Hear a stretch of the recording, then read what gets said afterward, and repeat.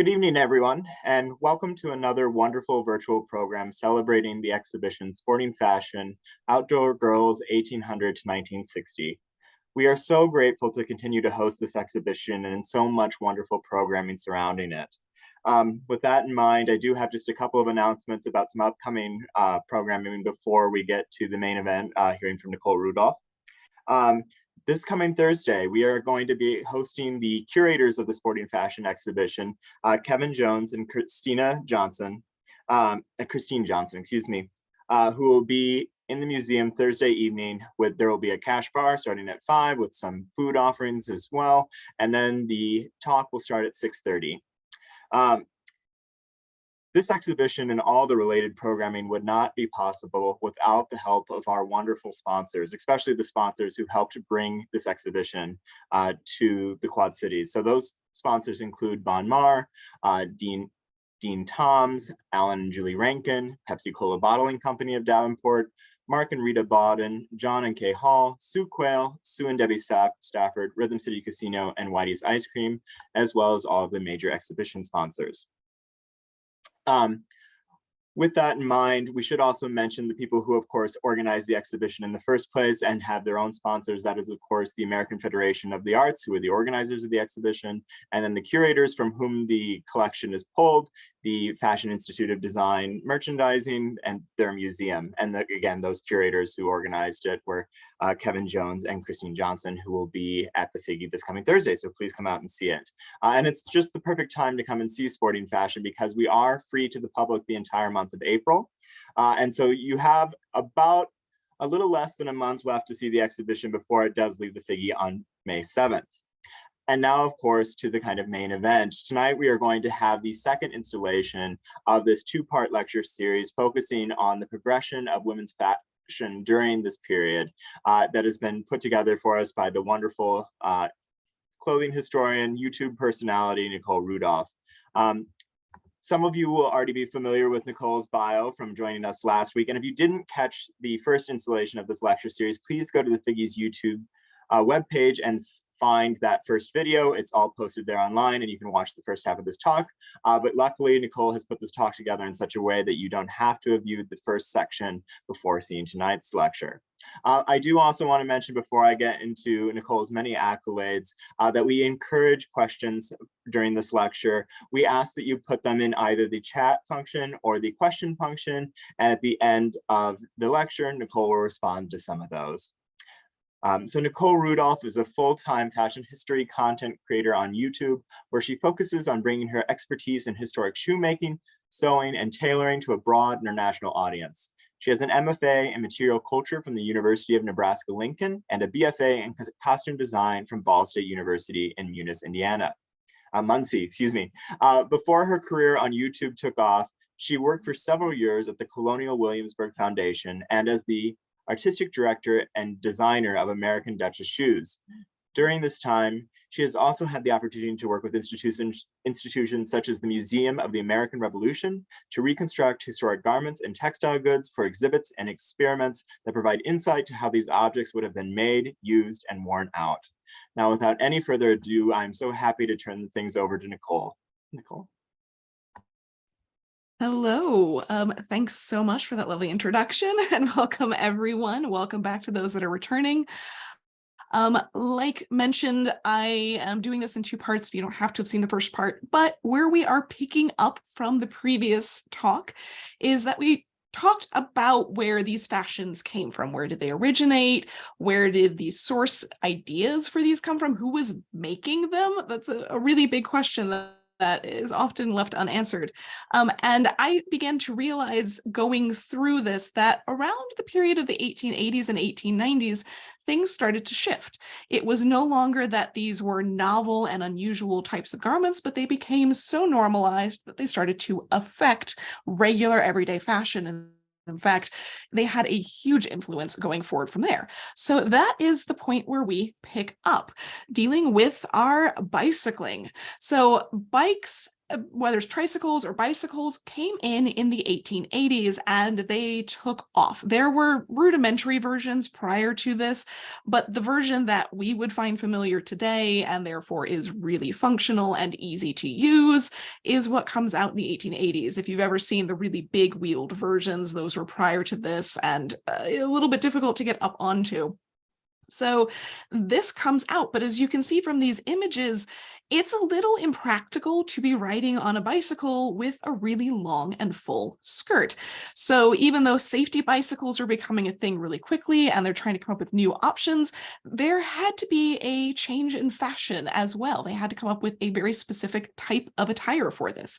And when bicycles, or more specifically even tricycles, actually were some of the early popular things in the 1880s came out, they started to question whether or not the divided skirt, which is simply like what it sounds like, something in between wide leg trousers and a skirt, was possibly the right option. It had been invented in the 1870s, and it was a little bit popularized as of 1881, but it was a fair bit of resistance being seen there because it was such a strange and novel garment. Really, what was the point of it? But suddenly, this was the point of it. The bicycles were the point of it. And we see this absolute explosion throughout the late 1880s and in through the 1890s, trying to figure out what this garment of the future when it comes to bicycles and athletic wear could possibly be. And they come up with some strange things. In fact, one on the left is one of my favorites. It's basically just a really roughly pair of trousers. I'm not exactly sure what they're going for here, but they're essentially trying to find a way to make it more palatable for women to wear trousers because of the practicability, but with all of this weird version of it, because it needs to strap down to the leg in order to not fly up if you're bicycling around in the wind, and trying to come up with all these strange ideas of what that's supposed to mean. Of course, some of them are a little more practical, such as the one on the left simply has a skirt across the front, kind of like an apron front, and then a split that goes through the middle. So you honestly, when she's standing, wouldn't even know that it's not a regular skirt. On the right, we see an athletic suit with very similar concepts, built-in bloomers underneath, and the entire structure for the bodice. So that way the weight is hanging off of the shoulders instead of off of the waist, which is something that they were becoming exceedingly concerned about. It's one of the reasons that we start seeing a lot of anti-corset rhetoric around the same time. They're kind of, if we get rid of the corset, but we're still going to have all these things around our waist, what's the alternative? So they start looking towards more suspender type things. And the one on the left here, it feels more like some sort of inflation device if you fall off of a ship, but they come up with some strange and unusual things, but it's things like what's on the right that get picked up for every day. That's the sort of stuff that you would have seen bicycling around town, that you would have seen regularly sold, where it is pretty nondescript and plain, but would have been easy to get in and out of and been pretty comfortable to wear. But it does mean that you don't have to wear all of your petticoats underneath, because not only was the split in the back that could go on either side of the bicycle useful, it was the fact that you weren't wearing layers of ruffled petticoats underneath. Instead, you wore bloomers or knickerbockers underneath, as some of those other illustrations show them built in. And that meant that you had a lot more leg movement and a lot less weight working for you. So these things took off with absolute speed. The bicycle became so popular, and so did all the clothing that went with it.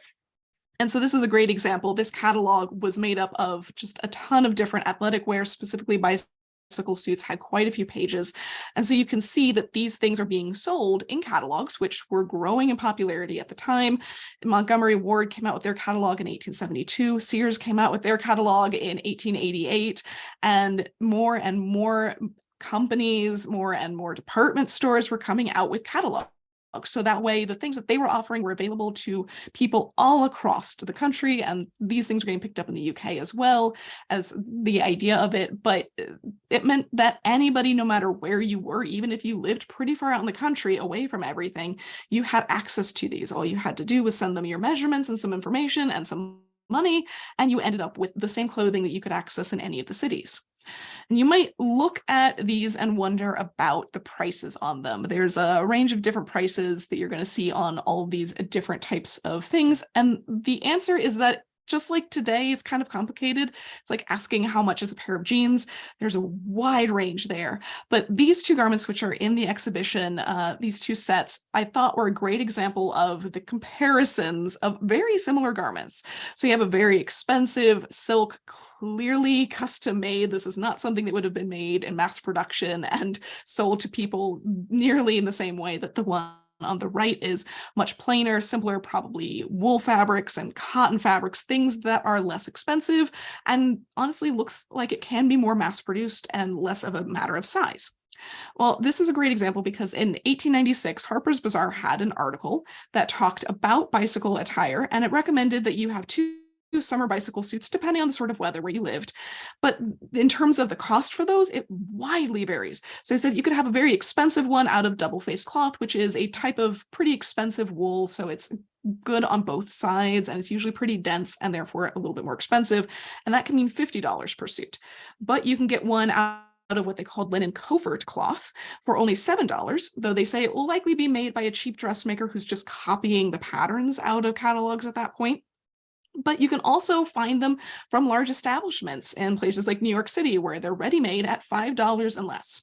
So what does that actually translate to? It's a little bit complicated to come up with what does something, 100 plus years ago translate to in today's money.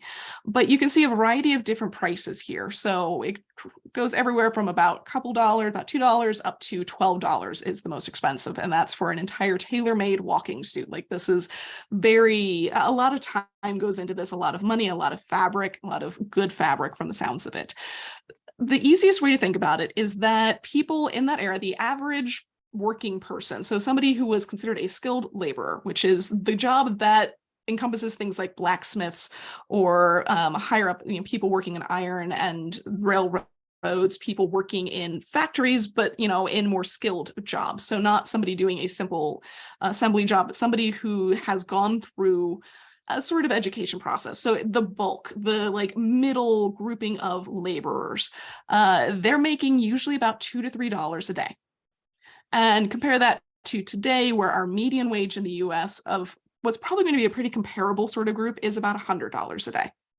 So think of these as something that costs $2 to $3 for them is a day's wages, so it'd be about $100. So you're finding that some of the simpler jackets, such as the one on the top left, maybe a couple days of wages, couple $100, but something like one of the really expensive full walking suits with jacket and skirt out of a more expensive fabric, that might be closer to a whole week's worth of work. However, they don't have as much stuff to spend their money on. They have a little bit more money to put into fashion, but it's important to know this range because it shows you that these things, which look highly fashionable, are accessible to a lot of everyday people. It's not absolutely everybody, but these garments are not so astronomically expensive that only the wealthy are accessing them. Otherwise, they obviously wouldn't be for sale with prices listed in catalogs and newspapers and magazines.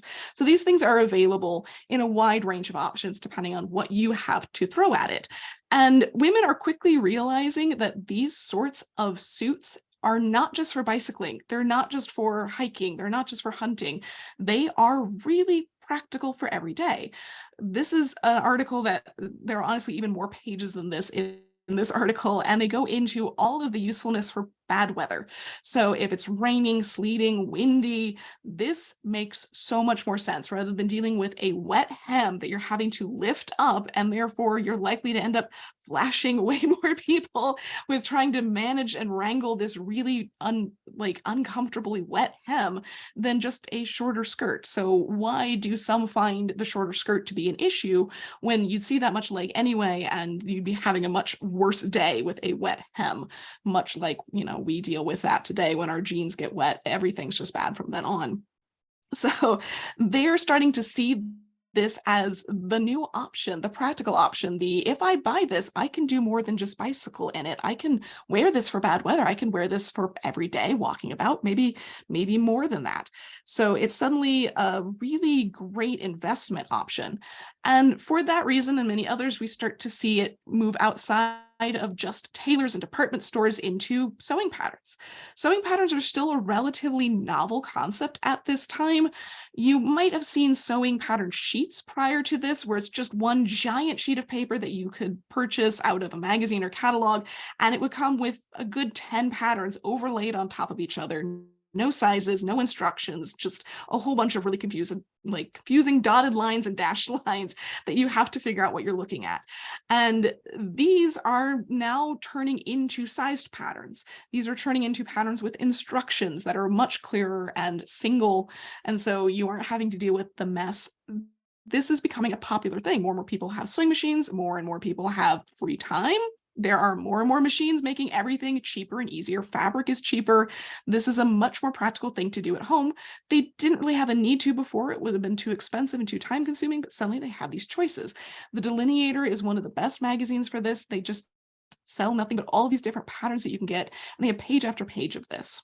And so you can see this one here specifies in the Chicago Daily Tribune, just send us your size, your name, address, and make sure that, you give a little bit of time. It only costs 10 cents for this pattern, and you get both the sort of shirt waist as well as the skirt. So that way you can make it up, and it recommends what sort of things that you should make it up in fabric wise as well. So things like this would have been readily available to lots of different people, whether it's from Vogue, who ran their own pattern line and regularly advertised those within their magazine, all the way to the Ohio Farmer that also has those sorts of things available for patterns. So for only a few cents, you can have a pattern with instructions that tells you how to make all of these things.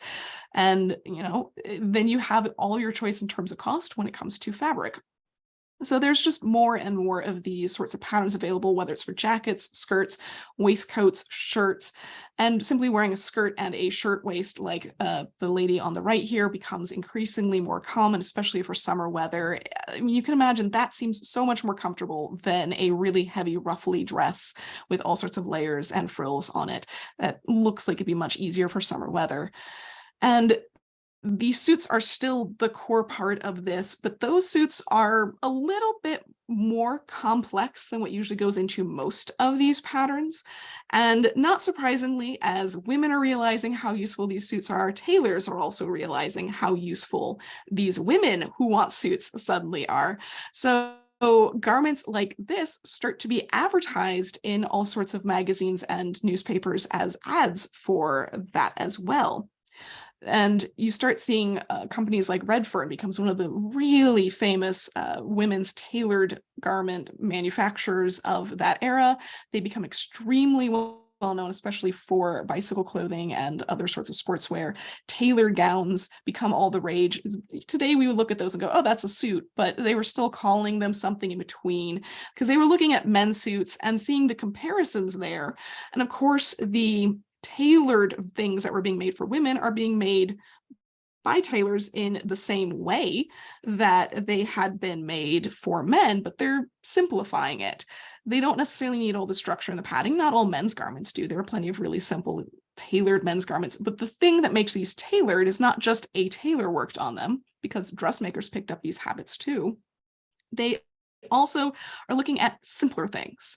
You can see there's not a lot of stuff happening. There's not a lot of decoration. The pockets might have something interesting going on, a little bit of trim on the lapels, but there's not a lot of crazy stuff happening. And they're saying, keep these simple. Like all of the articles at the time are saying, make sure that you are going with a really good quality wool, a simple outfit, something that can last you a few years, because that's the thing that we're going to crack. Men can buy a suit and have it last for a few years, and they don't have to spend all this time and this money trying to find all of these new fashions. But women have to keep changing their styles. They have to keep buying new dresses. So what if we turn to suits instead?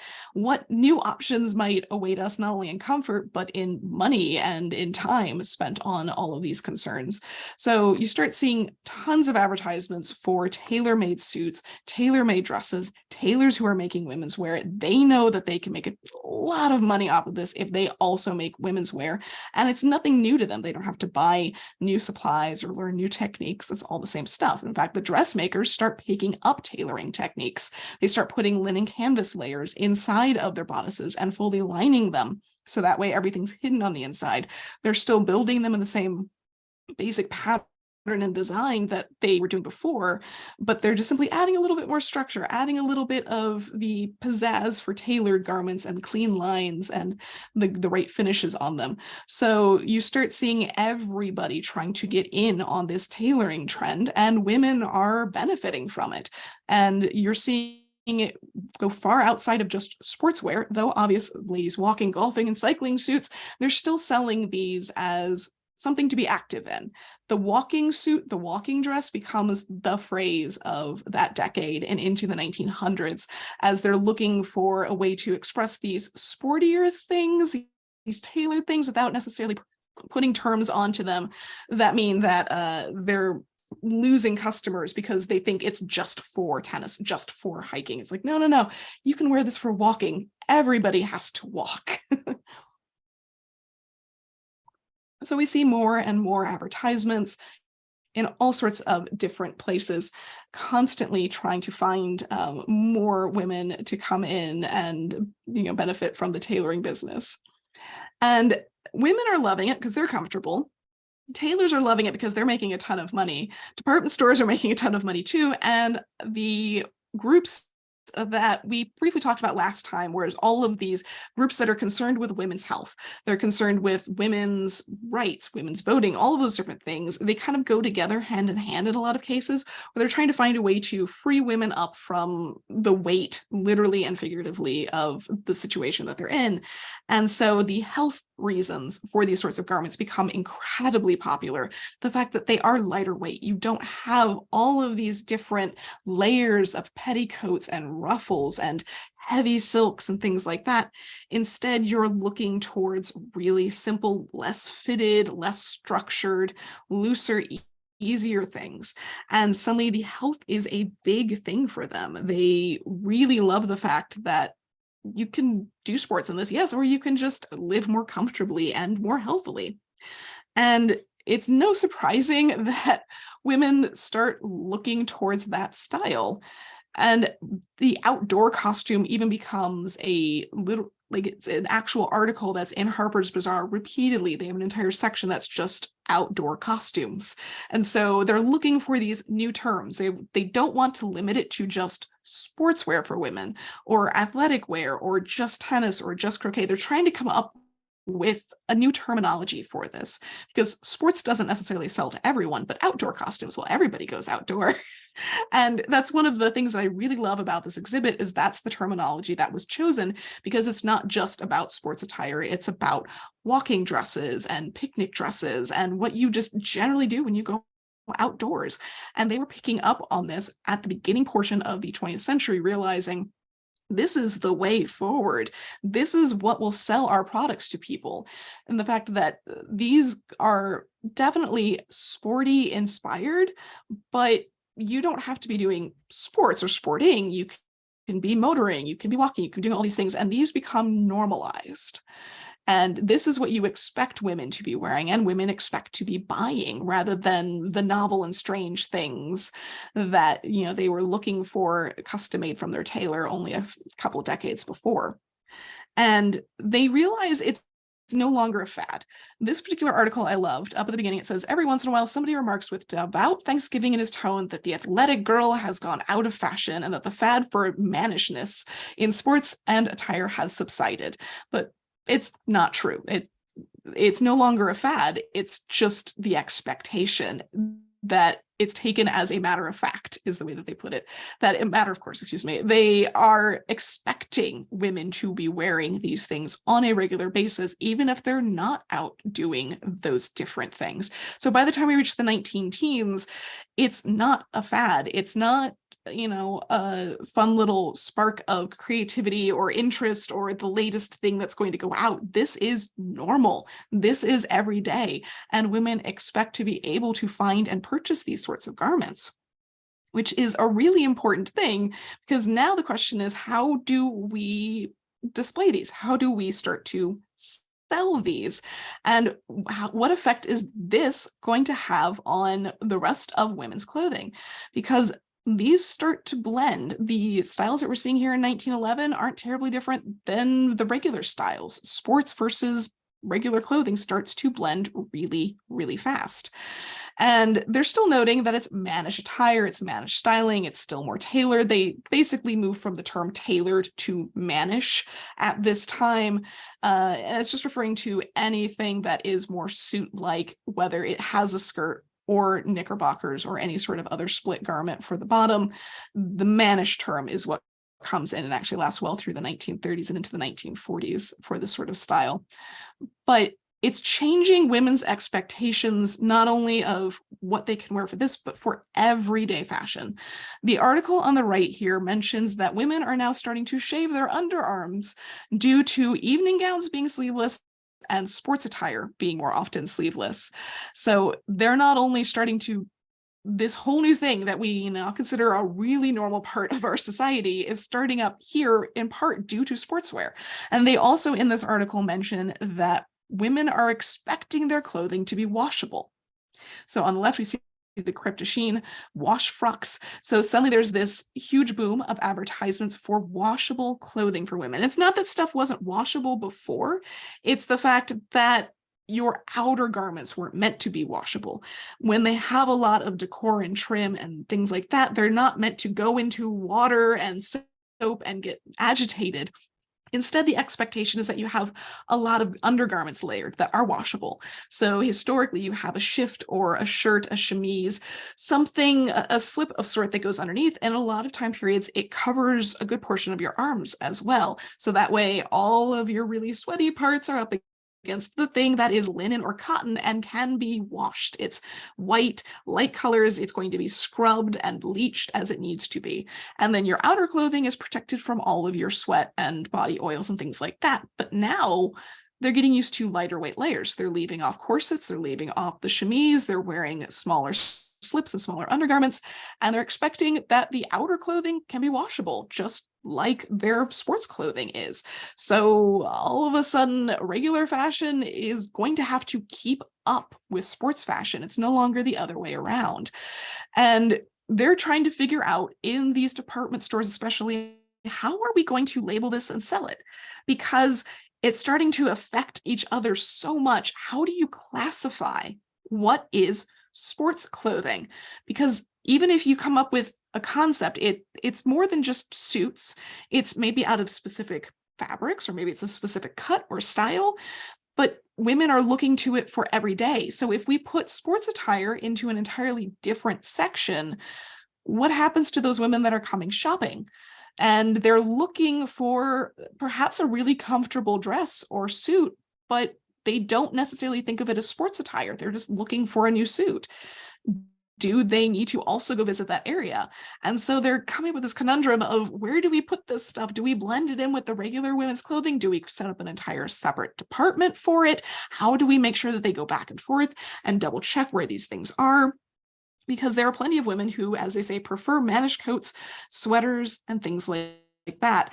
And there certainly are some stores that are a bit more specialized, such as Abercrombie and Fitch, which starts up in this era. And they're saying those stores are great and wonderful, but not every woman wants to go shopping in a sports place. Like, you know, you can get clothing in sports stores today, but if you're just looking for your regular clothing, is that the first place that you think of? And so they're dealing with the same problems that we have in our department stores still to this day. Do you separate out where the leggings are when leggings are the thing that everyone's wearing anyway? Like, why make that an entire separate section and expect people to go back and forth and look in both places? And so they're trying to figure out, because it is such a big sale, it is such a big deal to women to have this sort of stuff available. And we don't normally think of women walking around wearing this sorts of things as of even the 19 teens, that this would be normalized, that this would be acceptable for an average woman to be walking around in. It's still kind of a little bit different than we're accustomed to. So I was surprised at how many of the outfits like this I was seeing and how widely spread this sort of attire would have been at the time. But there are, of course, more practical things. The tennis skirt here on the left is a great example of that. And it's also a great example of one of the things that does define sports clothing in this era. And that's not being tailored or being simple anymore. A lot of clothing has simplified. Tailored suits for women have normalized. It's no longer sports specific, but this ad specifies it's out of linen and English cricket cloth. So we start to see them specify certain fabrics, such as those washable fabrics, and certainly a style as well. They're keeping to a very simple style, and they're keeping to a lot of things in knit fabric. Back in the 1890s, sweaters for women really took off along with all of the other bicycle things. So they're saying women are picking up sweaters as a new option, whereas there were knit things prior to this. In fact, the idea of machine knitting goes back to Queen Elizabeth's time. They had a very successful way to machine knit things at that point in time, but they're flat, so you still have to cut and shape them. And they're certainly experimenting with jersey knits and knits throughout all these different eras, but the sweater as we know it is something that does pick up in the late 19th century. It has to do with sportswear. Obviously, it shows up in a lot of men's sportswear and collegiate sort of things prior to this point, but women really start picking up on that sweater as one of the options for bicycle wear and other active things. And the sweater takes off as a new option for something warm, but more comfortable and movable than perhaps an entire suit would be. And you start to see advertisements for them at this time. I really love the fact that they actually call the picture on the right a sweater girl, which I had only ever heard that term applied in the 1950s. And so to see it applied in the 1900s was wonderful, that we were calling them sweater girls 50 years earlier than I was expecting to see. But prior to this, knit garments were more often for women undergarments. And so they were working on trying to advertise these as new options that you could wear on the exterior. And women fell in love with the practicality of that at the same time as everything else. And you start seeing sweater coats and sweater styles that just become, again, normalized so very quickly, where the same styles that were normalized as tailor garments were being done in knit. And it's very important because these sorts of knits, the jersey knits, the decorative knits, the fancier knits, they were starting to see all these different books and magazines on, knitting patterns for women to make your own sorts of coats and sweaters and dresses and things that blends over into the sporting styles because it came from men's sportswear to begin with. And we start seeing a ton of jersey knit. And I know there's all of these stories about how Coco Chanel was the person that brought jersey knit to the forefront and made it super popular, but this was well before her time. And it was already absolutely everywhere and trending in so many different ways. By the time that she arrived on the scene, so many other designers were already doing combinations of silk or wool knits. She just was one of the ones that did it. In reality, knitwear was so common already for women. And not surprisingly, just like today, we love comfortable options, and this took off as the next thing in sportswear. No longer was it just a tailored piece or a simplified piece, but it was also a knitted piece. These fabrics and unusual textiles and new inventions were what were really getting picked up on by women as defining the sportswear. And you have to remember that by this point, the youth that are experiencing this, that are growing up in this time period, those that would have been born around the turn of the century and are really up on fashion, they would have grown up entirely from the 1890s onwards in a world where women were wearing suits, where women were wearing sports attire, where women were wearing knitted clothing. All of these things were normalized to them. They were the first generation of sorts to actually grow up with this sort of style. And so you're going to start seeing that they're picking up these knitted things, and they're perhaps running a little bit further with them than you would expect. The article on the left here was one of my favorite finds, and it's basically talking about at one of the Chicago country clubs that all of these younger people are showing up in their sports suits. They're showing up in rubber-soled shoes and knit clothing to country clubs, which were inherently considered formal spaces, where usually you're wearing your fanciest and most formal of things, especially to the dances, the formal events. So it'd be much akin to, we think of all the dances and prom sort of things. They're showing up in sports clothing because it's more comfortable to dance and it's more comfortable to function in those sorts of spaces that way. And all of the people that are older are incredibly offended at all of these young people showing up in casual clothing, but they grew up with it. They had spent their entire lives living in this clothing and seeing it around them. They wouldn't necessarily think of it as inappropriate for everyday usage like that. And they start advertising more and more that these are for vacations, not just sports. They're not just for walking. They're not just for activewear. They're the best thing to pack because this stuff doesn't wrinkle. You can easily clean it and wash it. You can pack it down really deep in there and get a lot of good use out of it. A knit coat can be something you can wear over and over and over again. It's great for all sorts of different weather. It's great for all sorts of different uses. And so as people are starting to travel more because we're getting new extra speed when it comes to crossing the Atlantic, we're on the cusp of planes becoming a thing and commercial flights, just the trains that are everywhere at this point in time, and the advent of the car coming in and roads, people are starting to travel, and that becomes a big part of their life as well. So this is what all of these younger people are experiencing, and they're growing up around and they're normalizing it. So it's no surprise that they're the same generation that goes off and starts wearing beach pajamas, essentially, lightweight trousers and beach wear, around on the beaches or the boardwalks or even nearby cities. And they have a whole big stink about that as well, because it's this idea of you're wearing stuff that is far too casual and way too inappropriate in public. But this is what they grew up with. This is what they knew. These were the fashions that they were coming into as young people. And so this is as formal as they really ever got to know. This was regular fashion. This is what they were seeing in vogue. It wasn't just the stuff that was sold specifically for sports. This is high fashion, and it's beautiful and lovely, and with the expectation of comfort as well.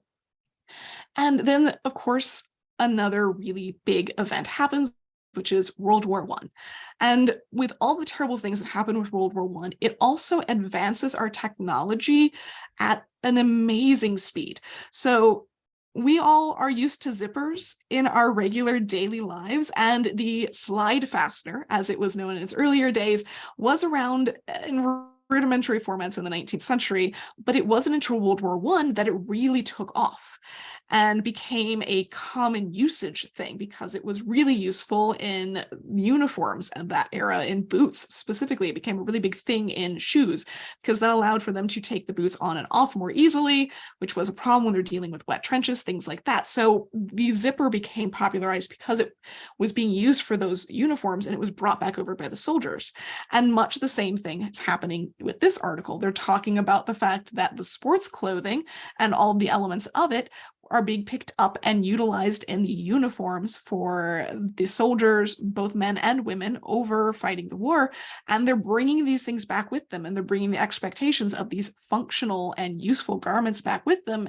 And you start to see a lot of influence of that militaristic style. It's not just I want to be supportive of the military, so I'm going to add, a few military style buttons and trims.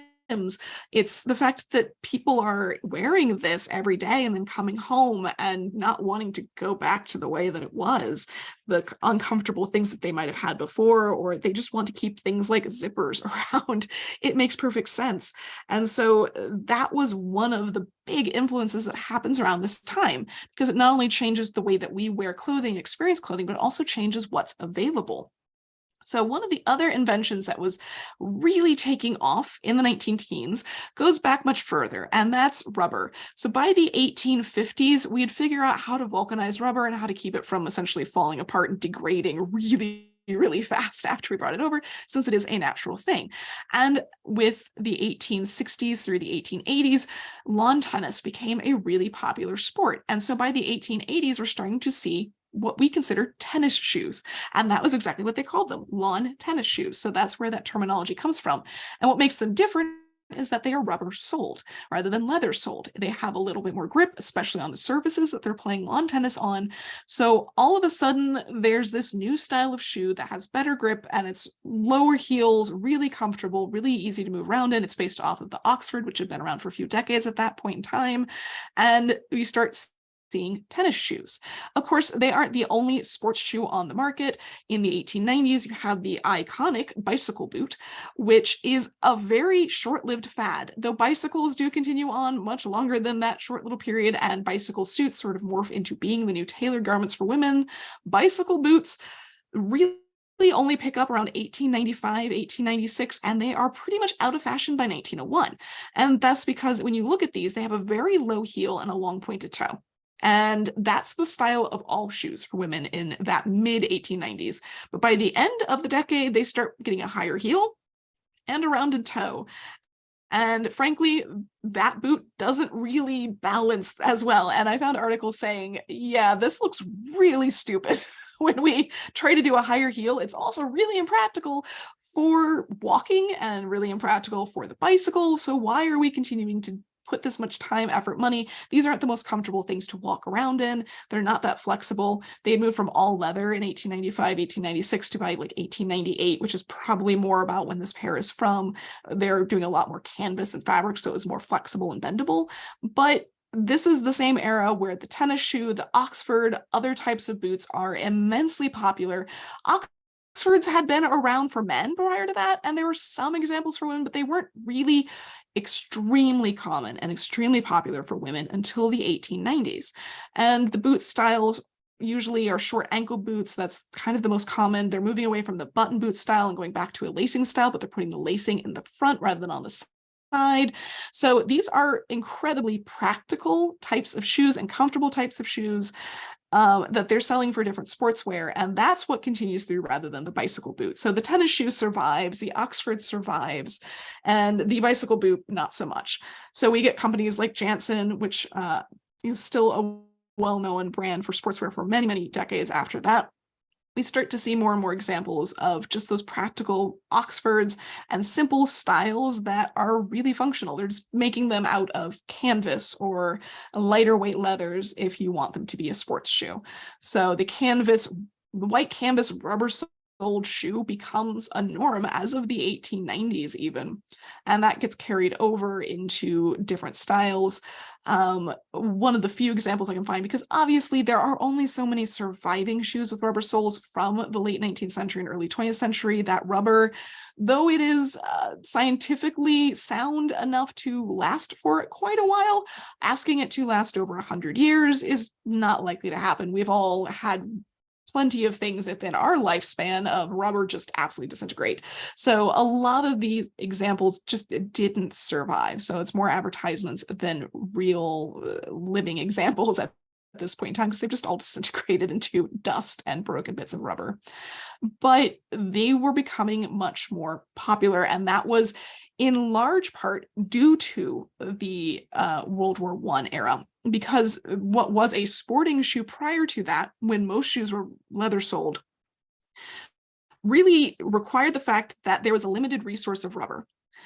And as the war is picking up, as cars with their rubber tires are becoming more common, and all of this demand for rubber is skyrocketing at the beginning portion of the 20th century, they start going from retrieving wild rubber from the rubber trees to actually making plantations and harvesting it in an organized way. They had started that at sort of the end of the 19th century because those trees needed quite a few years to build up to be large enough to harvest the rubber from them.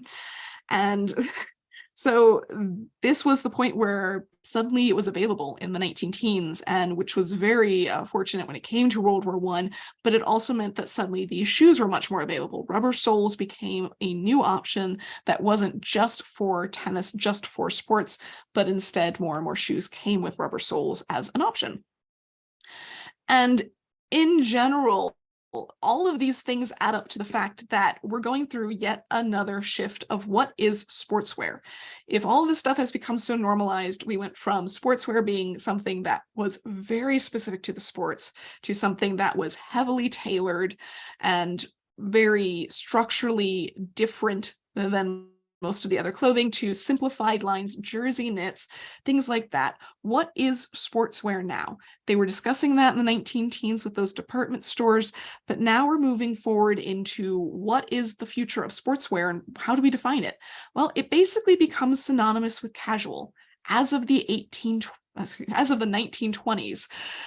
And we still, to this day, keep talking about how sportswear is casual wear. Athleisure is the term that we use today.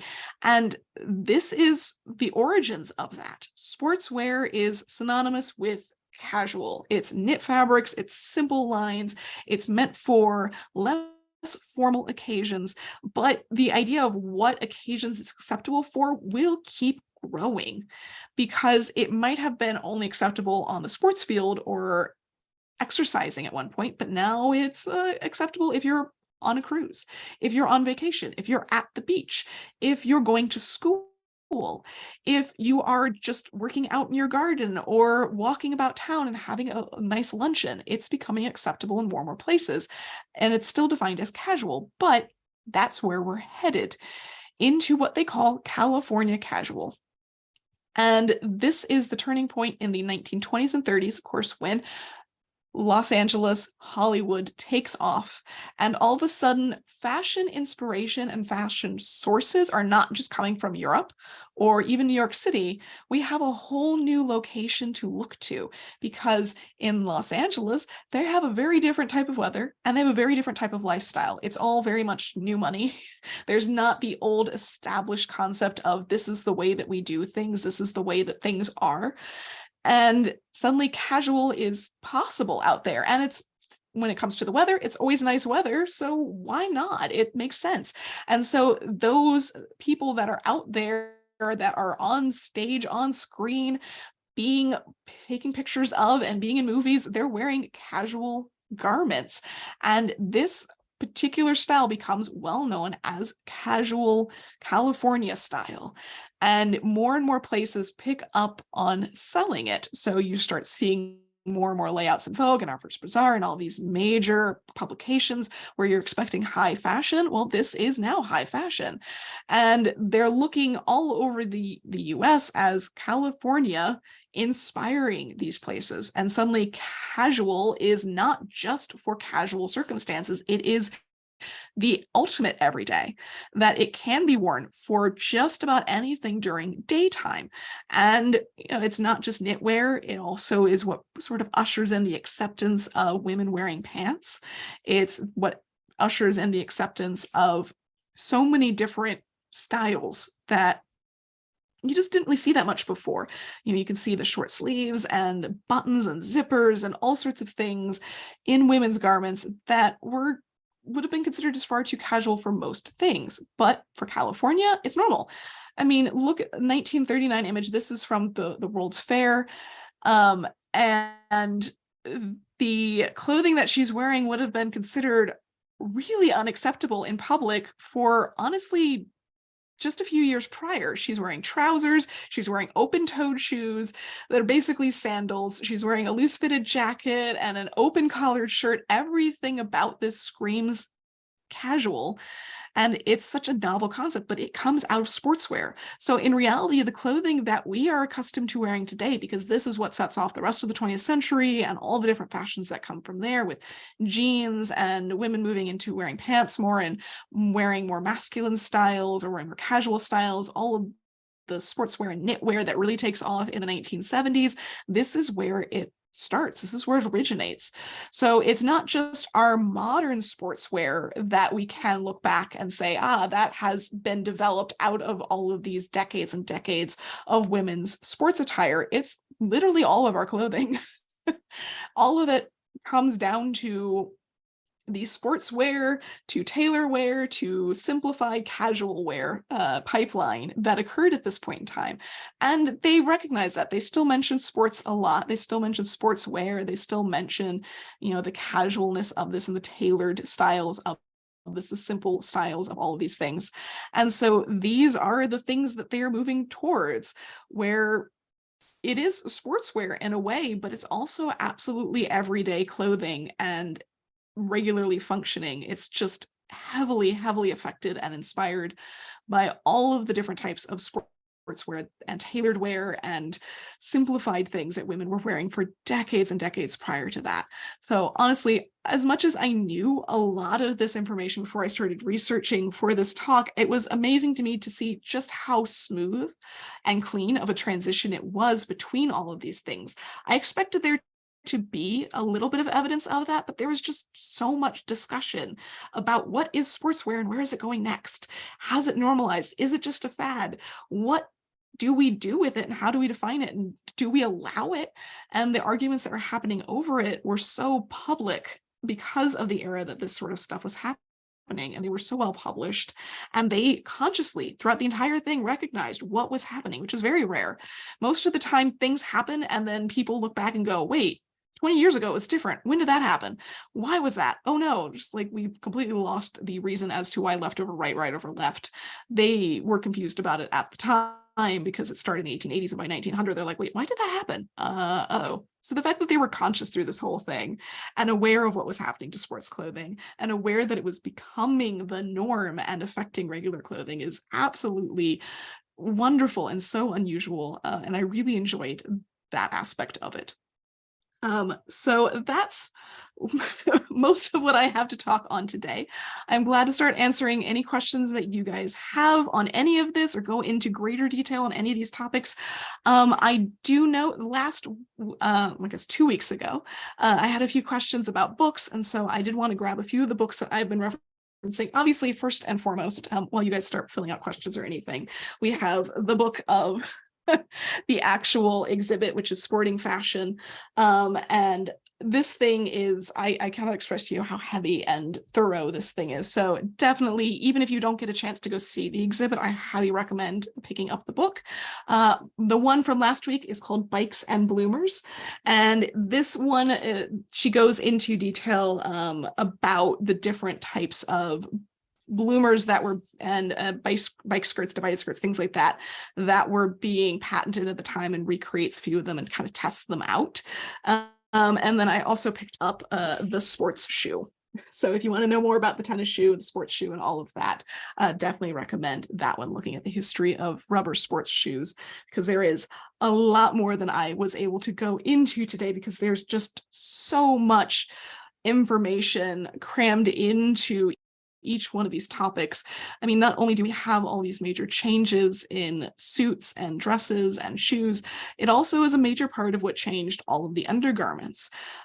In terms of corsets and things like that, it's happening at the same time. So the 1890s corsets are dropping away from the bust, and we're starting up the precursor to brassieres, and they're changing what sort of corsets and undergarments are functional for sports and comfortable for sports. So things have mesh and elastic in them. Elastic really takes off with all the other rubber things in the 19-teens in terms of undergarment usage. So tons of new options being available to all sorts of people in this era. So things are happening simultaneously with all of this. There's not just one massive shift that's happening along with all of the sports attire. It's just a huge overall shift in culture and all of the things that are going on, these inventions that are available, and all of those things. So I've had a wonderful time getting to go through all of these different time periods and seeing all the different styles and different changes that were happening, and just how much that affected what we're used to today. So yeah, it's just absolutely wonderful.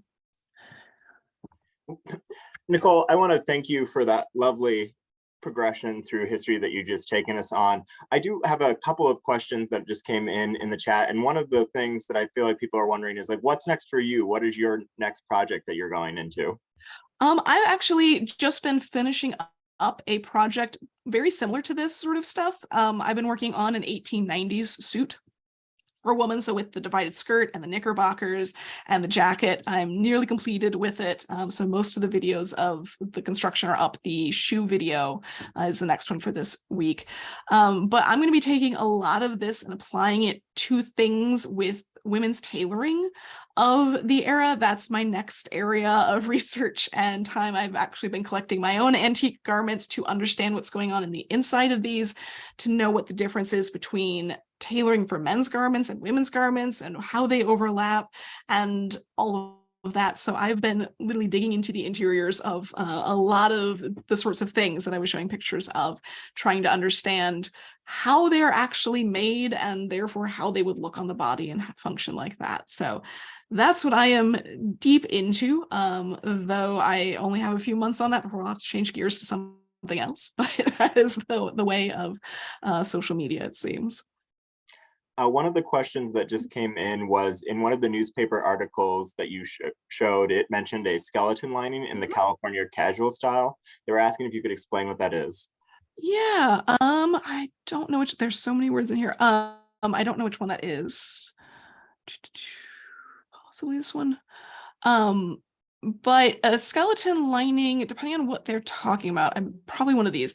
The thing is, in that time period, there's this transition of what's happening on the interior of women's garments, because we're no longer structuring things nearly as much. So even those 19 teens garments, which look relatively simple and unstructured, they still have a full lining in them with boning and all of those things. And there's an expectation of that level of things to it.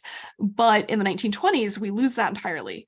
And so things are generally unlined, unstructured, and all of that. But as we're moving back into the 1930s and 40s, they actually start reverting in some ways, and they start adding structure back in. That's when we go back from the 1920s, like free form, do whatever with your undergarments, maybe a girdle sort of thing, to much more heavily structured girdles and understructures. So yeah, skeleton lining.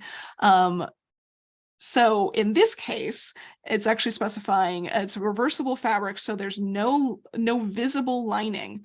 So that way you can actually either reverse it or wear it with the interior option. What I'm guessing for this is that they are doing a lapped seam.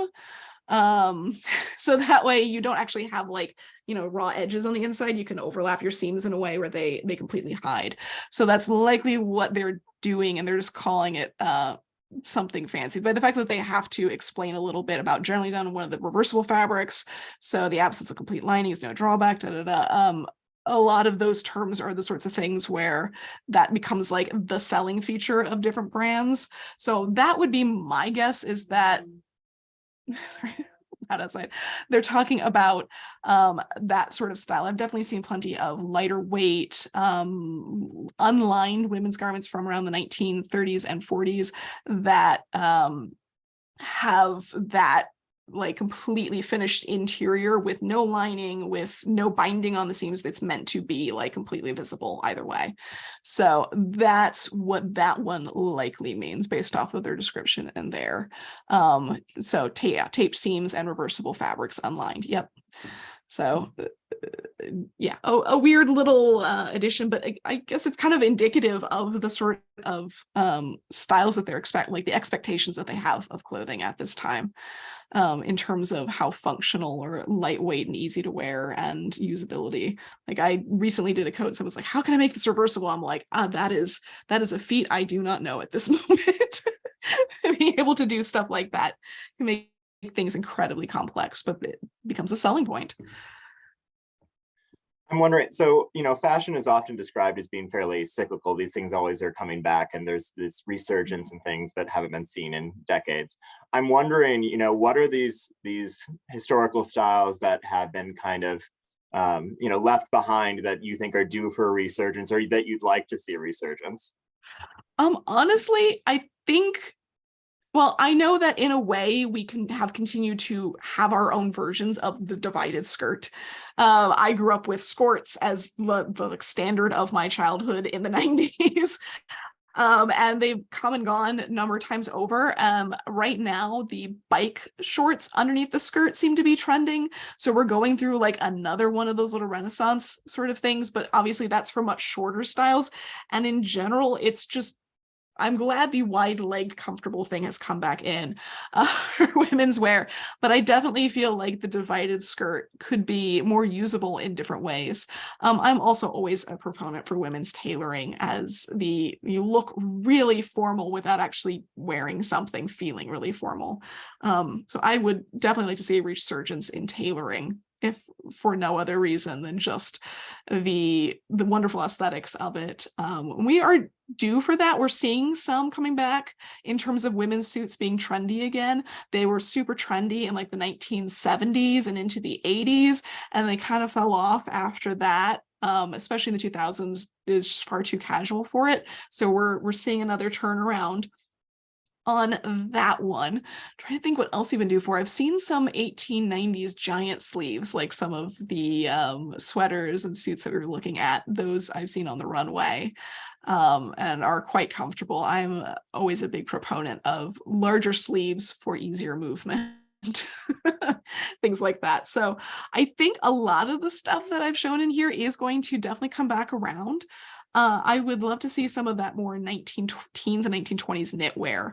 That would be, I think, a really fun thing to see again, where they've got really interesting patterns and designs and block styles. And this is also the era where one of the designers was doing like pockets where they're not actually pockets, they're just visually like added into the knit, so it looks like there's a pocket and stuff like that. So they're really fun, modern, and unusual styles that are coming out of the 20s with knitwear. And I think we're primed for that sort of style to come back in.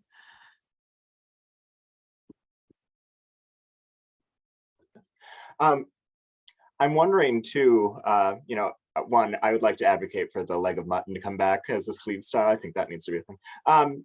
But I'm wondering, historians probably always hate to be asked, what is the thing that you think is going to be the historical moment in our era that is going to drastically impact fashion? What is like the thing happening now that you think is going to shape what, women or just people in general are wearing going forward?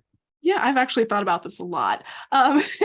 It's the fact that, especially over the last 2-3 years in particular, we're seeing everyone really becoming accustomed to buying their clothing online, and that they're finding more and more small shops. That yes, there are the really big sellers, we're used to those, but when you're buying online, there's a little bit of a delayed gratification thing, so you're less likely to go in and buy a whole bunch of things on super sale. You're more likely to look for the right things, invest in that, look for companies that and I shop from a company that's in Ohio all the time, or another one that's in New York all the time. And those are some of the ones that I love because they're small run, they don't put out a lot of stuff, but they're really good quality and they're really interesting designs. And those companies I'm seeing become more and more popular, and it's feasible with the way that social media works for people to find them. So there's an individual style that's developing that honestly was really difficult to find before. With 2000s, everyone dressed pretty much the same because that was all that was available. And that's one of the reasons I started sewing and making historical garments, because I didn't like modern fashion. Whereas today, there's a lot more available out there. So I think there's going to be a trend away from the more mass production stuff and towards more unique and individual clothing and more personal styles and stuff like that. Things like cottagecore are the thing that get quoted all the time, but it is very valid that more people are looking for creative ways to dress that are more personal rather than just what everyone else is wearing. One of the questions that just came in is, what was the economic impact of former seamstresses versus tailors, or how were women making previous non-sportswear impacted by these changes? So I think they're looking for the economic impact. Right. So a lot is happening in the 19th century as it is in terms of what sewing is. So prior to the 19th century, sewing was a skill, much like reading or writing, that most people learned to some extent. But when it came to making clothing, dressmaking or tailoring, that was a trade. You went in and you went through an educational process, you went through an apprenticeship, you not only learned how to do the actual skills and the work, but you also learned how to run a business and all those things.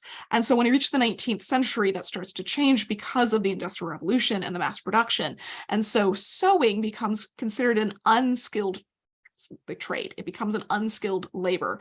So suddenly with the sewing machine, in fact, one of the very first sewing machines that came out in France in the very early part of the 19th century, it was mobbed by a bunch of tailors who burned the entire warehouse down and destroyed everything. They went, no, You will run us all out of business with this sewing machine because suddenly our labor is going to be easier and cheaper and we're going to go broke because, what we're doing isn't worth the cost anymore. We won't be able to make enough money. So there's a lot of resistance to the sewing machine at the beginning, but they kind of kept forcing it in there.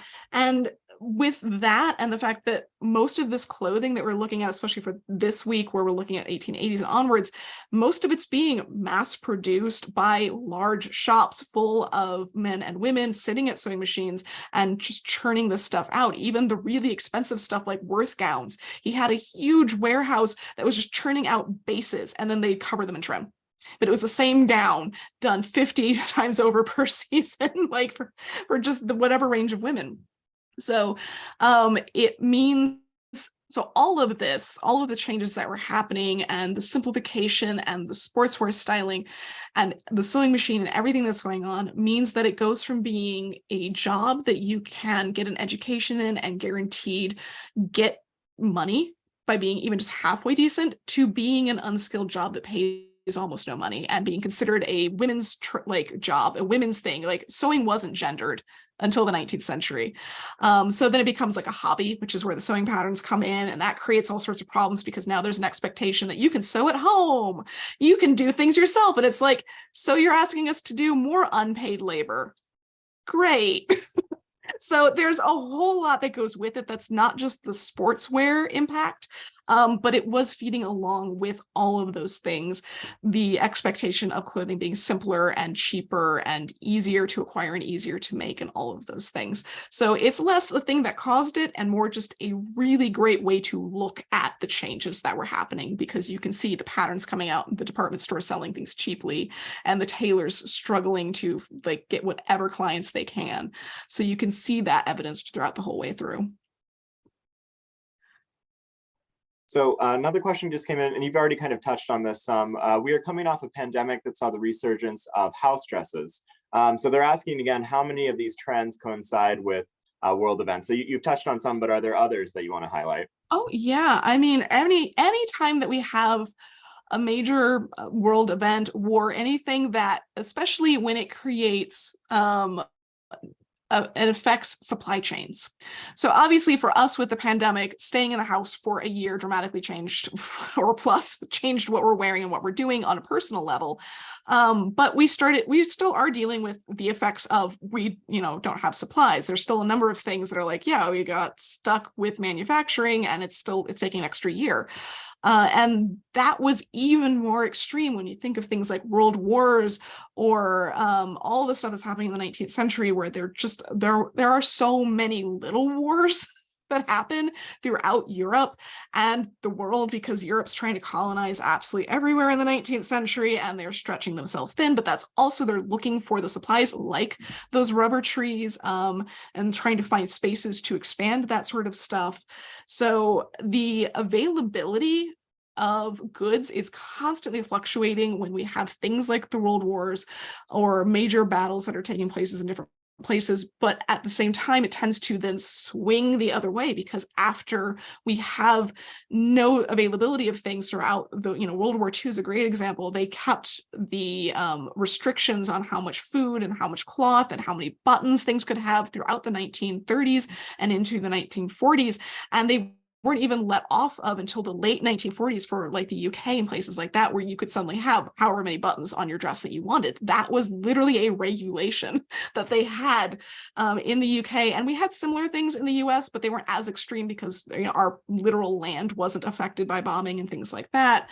But post, that's when you get those major upswings of inventions and the economy suddenly booming. So hence why the 1920s, we think of the roaring 1920s, the 1950s, we think of the big boom that happened then with what they had available to them. And so suddenly they have all these inventions that were forced by war and they're available to everyone. So that's how we ended up with synthetic fabrics was World War I. We started inventing new synthetic fabrics because they needed silk for parachutes and we were running low on that. And suddenly we didn't have the availability of that. Same thing happened in World War II.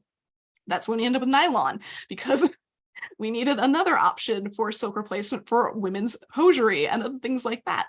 So all of those major things just so much effect on everyday fashion, especially when it comes to sportswear, which does rely really heavily on novel and unique and types of fabric and stuff like that. Like the sportswear we're used to today is made entirely out of all sorts of plastics and crazy things that were the boom that happened after World War II. So most of our modern athleisure, we have that period to look towards for that, because they were trying to come up with whatever new inventions they could, and they were throwing money at it. They were all of these prizes for that. Like if you can come up with a new fabric made out of this type of plastic and using this sorts of things, then they just throw money at you. DuPont just threw money at anybody who could come up with anything in that era. So the trends for these things very, very heavily relied on all the major world events to happen. I don't think we would have seen the major change of the casual stuff in the 19-teens without World War I, at least not at that early, for example. So yeah, definitely a big part of it. So one last question, and it's a little bit less steeped in scholarly research. You're, you haven't seen the exhibition yet, but I know you're, I think, planning on seeing it at one of its future venues. Yeah, hopefully. Yeah. What is, after looking at all these garments and spending time with the catalog, what is the garment that you're like most excited to see in person? Oh my goodness, there are so many. I mean, I think the most eye-catching one that everyone has referenced, of course, is that floral bicycle suit, because it's just so unexpected. And I know with a lot of those, the colors of those shows up very different in person than it does in print. I've handled quite a few things that are like bright green and bright pink like that. You're just like, what? That's just so obnoxiously wonderful, because it's a juxtaposition of what we would consider incredibly feminine and very tailored and masculine. So it's I think that'd be a really fun combination. But I really hope to get to go see it so I can get as close up as whatever the situation will allow. I'm always that person that's leaning as far as the barricades will allow me to, trying to like look underneath skirts and see all those different things. But my favorite thing about the exhibition in general is the fact that it's not individual pieces. It's the fact that it's the whole ensemble together and balanced correctly. So being able to see some of those details, like the corsets off to the side of the things that they would have gone with, and seeing how everything interacts, because so often we don't get to display everything with all of its accessories, and the shoes and the hats and the scarves and all that stuff usually doesn't get remembered in the same way. So I'm just looking forward to seeing it in a much more living aspect. I am also really hoping, I think there's a growing awareness in the historical costuming community of this event and like the traveling shows that's going around, and seeing more people get to see these garments and reproduce them, and then you get to see them functional and moving and living. Like I know multiple people have told me that they are in the progress of trying to find a fabric for that floral suit, for example. There's like, I have to make this, I have to see it, and I'm so excited to see these things get brought back to life in a way. So for me, that's what I'm really looking for, rather than just a specific garment so much as like all the different things. I do also really love the 1830s riding habit, because that's pretty rare to see. So I'm a little excited about that, because those are not common. Anything that's a good suit is not common for women's attire until we reach the 1890s. So I'm always very excited about that. Well, so something for you to look forward to. And, for those of us who, well, Nicole, I want to thank you so much for tonight's talk, but I do also want to encourage people, like we've just talked with such excitement about some of the garments in the exhibition.